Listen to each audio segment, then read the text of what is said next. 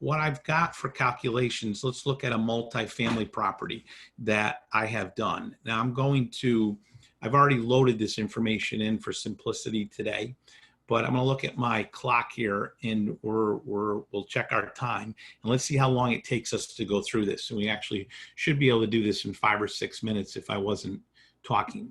So I'm going to start by loading information into the software to vet the transaction for financing thresholds. So who's doing it? Prepared by, it's me. I'm doing a performance review on property and I put in my information.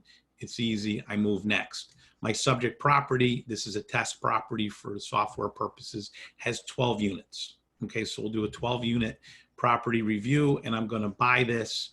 And my purchase price, let's say, is 1.2 million. So what the software starts to do is it starts to speak bank for us, okay? And it starts to talk about LTVs, loan to values, and financing thresholds. And these are all key components of commercial financing. Most commercial lenders are looking for at least 75% loan to value to be able to finance a cash flow property. Now, some will go higher.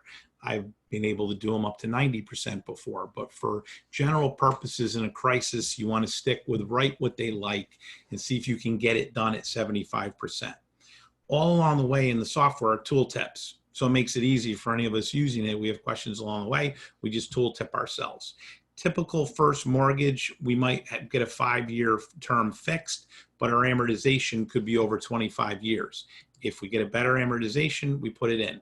We've got options to put in whatever our financing package is, but the software starts to compute our loan amount for us. So because we're getting 75% of 1.2, it already tells us it's 900,000 and I've put in a rate of 6%, but I can change that if I have a better rate today, which I very well could.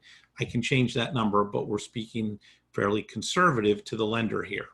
So bankers always want, or lenders, right, always want to know, where's your down payment from, right? And for a lot of us, it's private money sources and combined with some of our own capital, but who is the funding source? So we tell them, maybe in this case, we have 200,000 from us and we're bringing in a partner for 100,000 and we're paying them an interest rate. And we tell them right in here what's happening. So we're going to start to figure out what the internal rates of return on this property are for us pretty fast as we start to do this. Income sources. Remember, we had a 12 unit property, right? So let's say I've got a rent roll from April, and it's the best I could get from the seller. Let's say we have all 2-bedroom units, but maybe we have different mix. But in this case, it's 2 bedrooms. Let's say I've got 12 of them that are total. Let's say I've got 9 occupied units, right? Maybe I'll fiddle around and say even better, 10 occupied units, right? My average rent is $1,800, but let's say I think, and I may not have analytics for this, but I think I can reposition this property to $2,000 a month in rent. So I've got $1,800 that they're telling me on the rent roll is coming in. So it's cool. Now I'm putting this stuff in and the software is starting to geek out for me and tell me things that are going on with this building. So this may be a building remember, this is what I want to decide if I'm going to buy. What's the supplemental income? They're telling me laundry throws off $400 a month. Maybe there's others, but for now we'll take their word for it, right? And we've put in our income. Now let's move to the expenses. Let's say they actually gave us a tax return. Wouldn't that be great?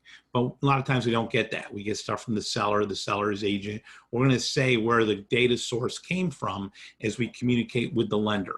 Okay. And let's say we have it from the end of 19, which would be just awesome. So now I've got 32,000 in property tax, 12,000 in insurance. These are just numbers that come from like LoopNet or somewhere that we're looking at the property or somebody gave these to us.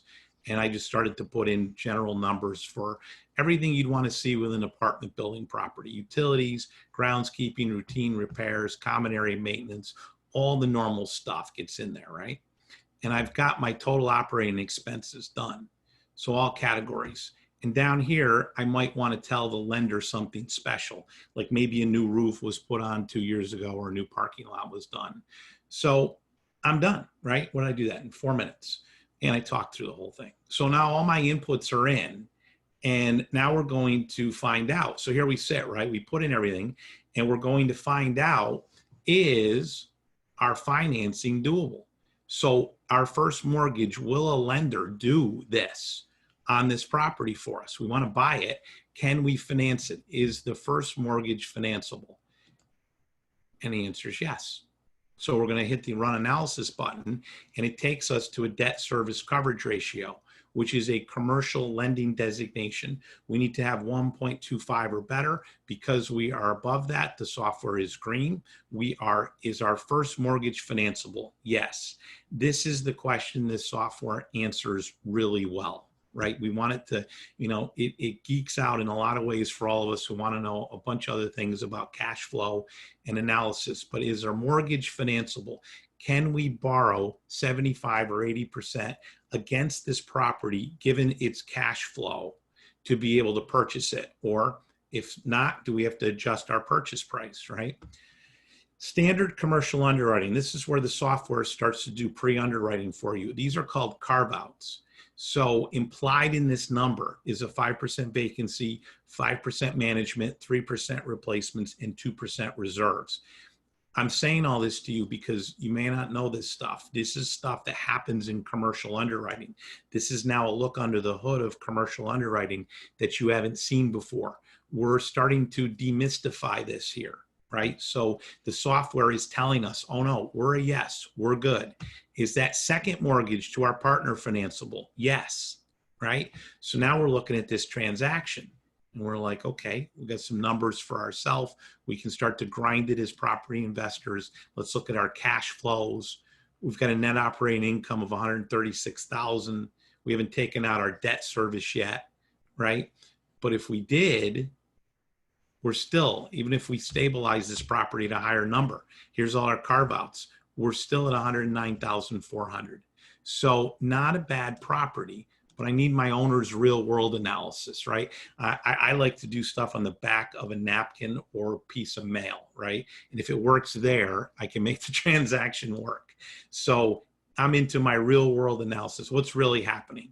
Well, there's my rent, there's my expenses, there's my mortgage service. That's really what I'm coming out with, right? And then what are my internal rates of return? I'm doing real well on this property. So we're all buyers of this, right? So what are we going to do? Let's communicate with the lender. So we go to our leverage report. This is one page. It's designed to be consumable. It's the output of the software. It's consumable by a lender in 1 minute or less. The lender gets this from us, and it's a simple question to the lender. I'm looking to buy this property. I'm using third-party software that tells me my financing is a go based on your normal guidelines. Would you like to continue the conversation with me?